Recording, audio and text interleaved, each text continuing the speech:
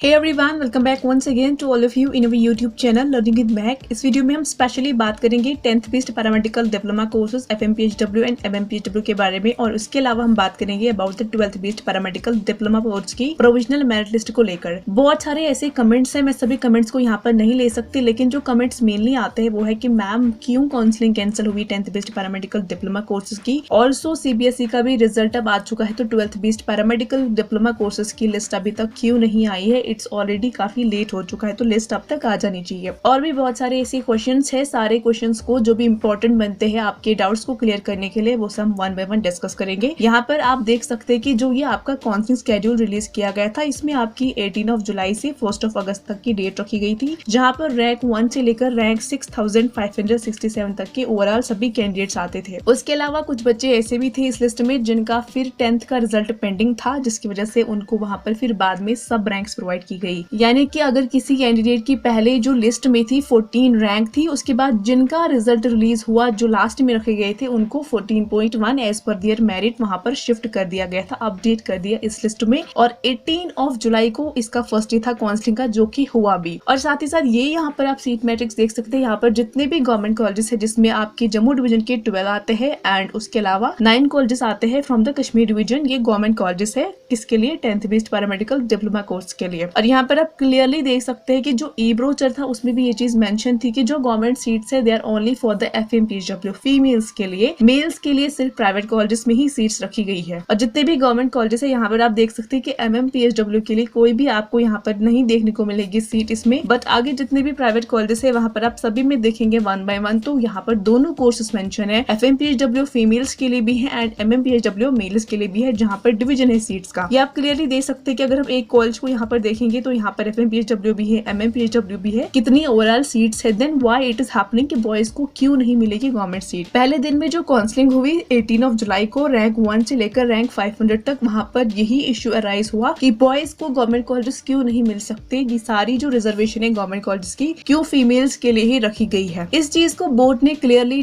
देखा है, इसको एग्जामिन किया है कि ये तो कहीं ना कहीं गलत ही है, बॉयज के साथ भी इक्वली यहाँ पर डिस्ट्रीब्यूशन होना चाहिए सीट्स का। तो इसी वजह से कहीं ना कहीं और भी कुछ रीजन है, बट ये भी एक रीजन है कि जो पहले दिन काउंसलिंग हुई वहां पर इस चीज को एसेस किया गया फुली कि जितने भी कॉलेजेस यहाँ पर थे, वहां पर जब बॉयज ने इस क्वेश्चन को उठाया कि व्हाई हमें सीट्स गवर्नमेंट में क्यों नहीं मिल सकती, we are only eligible for the private colleges, तो इस इशू को एग्जामिन किया गया डीप लेवल पर। इसीलिए अभी कुछ टाइम के लिए काउंसलिंग को डिले कर दिया। उसके बाद की जितनी भी रैंक्स आते हैं फ्रॉम रैंक 501 टू ऑनवर्ड्स, जितनी भी 6567 तक की रैंक्स आती है। अभी क्वेश्चन ये चीज है कि सबसे पहले इस चीज को देखा जाएगा कि क्यों ऐसे कॉलेजेस जितने भी गवर्नमेंट कॉलेजेस है वहां पर फीमेल कैंडिडेट्स को ही एलो है फॉर द एडमिशन। क्या इन कॉलेजेस में बॉयज के लिए कोई भी रिजर्वेशन नहीं है? पहले तो रिजर्वेशन देखी जाएगी कि इन कॉलेजेस का क्या लेवल है, क्या प्रोसेस है, क्या इंफ्रास्ट्रक्चर है, क्या वहां पर किस तरीके का ये एडमिशन प्रोसेस रहता है कि why only females are allowed to take the admission और बॉयज को एलो नहीं है गवर्नमेंट कॉलेजेस में। क्या चीज है, इसके पीछे की वजह बोर्ड को असेस करनी है। बोर्ड इस चीज को फुली एनालाइज करेगा। और भी कुछ चीजें हैं जिसको बोर्ड को एनालाइज करना है, एग्जामिन करना है फुली, और उसकी बिना पर ही आपकी काउंसलिंग शेड्यूल्स बहुत जल्दी ही रिलीज कर दिए जाएंगे। हो सकता है कल परसों तक या फिर 3 to 4 डेज तक आपके काउंसलिंग शेड्यूल्स रिलीज कर दिए जाएंगे। प्रॉपरली हर चीज को एनालाइज करने के बाद ही बोर्ड की तरफ से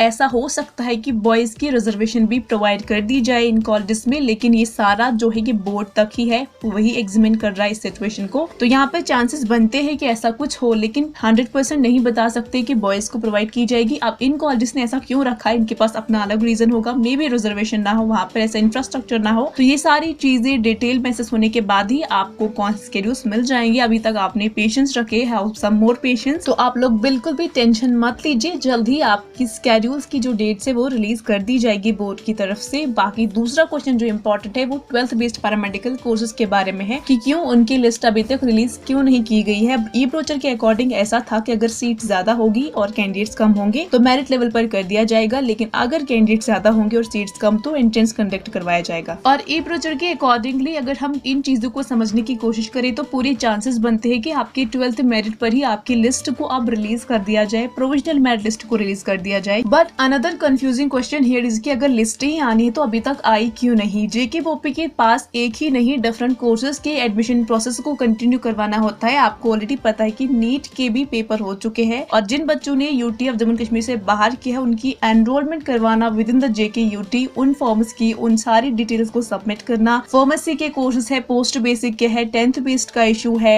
BSc नर्सिंग की लिस्ट आ चुकी है, उनकी कौन सी शेड्यूल्स बनने हैं। ये सारा जो प्रोसेस है बहुत लेंथी होता है क्योंकि एक पर्टिकुलर कोर्स के लिए 50 या 100 बच्चे अप्लाई नहीं करते बल्कि थाउजेंड्स में कैंडिडेट्स अप्लाई करते हैं और उन सभी कैंडिडेट्स की लिस्ट को प्रिपेयर करना, उनको मेरिट के अकॉर्डिंग रैंक प्रोवाइड करना, लिस्ट में उनको रैंक एंड मेरिट के अकॉर्डिंगली प्रॉपरली पोजीशन प्रोवाइड करना। It's not an easy job, इस सब में टाइम लगता है। आई नो आपने अप्लाई किया है, अब आप उत्साहित है एडमिशंस के लिए, फर्दर डिटेल्स के लिए। इस चीज का ख्याल बोर्ड को भी है एंड डोंट वरी, पेशेंस के साथ बैठिए। आपकी हर एक जो लिस्ट है, जो भी एग्जाम्स के लिए आपने अप्लाई किया है, चाहे वो BSc नर्सिंग हो, 10th बेस्ड हो, 12th बेस्ड हो या कोई भी बाकी अदर एग्जाम, सारी नोटिफिकेशन टाइम टू टाइम आपको बोर्ड की तरफ से मिल जाएगी। ये कुछ इंपॉर्टेंट चीजें थी जो इस वीडियो में मैंने आपके साथ शेयर की। बाकी आपकी क्वेरीज एंड जो भी कंफ्यूजन है उसके लिए I am welcoming you in the comment section. Feel free to ask me there and I will definitely help you there, and thanks for watching. If it is really helpful to you, do share, like and subscribe.